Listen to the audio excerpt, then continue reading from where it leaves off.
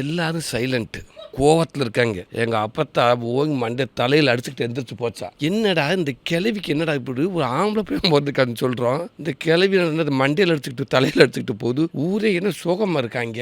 இதுக்கு முன்னாடி எத்தனை பிரசவம் பார்த்துருக்கோம். ஆம்பளை பண்ணி விட்டு தூக்கி கொண்டு முதல் விட்டு நமக்கு தான் கொடுப்பாங்க. இந்த ஹாஸ்பிட்டல் இந்த லைட்டை நாங்கள் போட்டுறோம் எல்லாமே வேண்டிக்கிடுவாங்க. எங்களுக்கு ஆம்பளை பையன் பிறந்தா இந்த லைட்டை நாங்கள் போட்டுக்கிறோம், நீங்கள் ஹாஸ்பிட்டலுக்கு ஃபேன் வாங்கி வச்சுடுறோம், டேபிள் வாங்கி கொடுத்துருவாங்க. அப்புறம் கோபத்தில் போகிறாங்க. யார் அவையெல்லாம் நல்ல பெஞ்சை கவுத்து விட்டு போயிட்டு இருக்கேன் அப்படின்ட்டு பார்த்தா எங்கள் அம்மாவுக்கு அப்படியே முழிச்சு பார்த்தோன்னா என்ன குழந்தைன்னு கேட்டிருக்கு.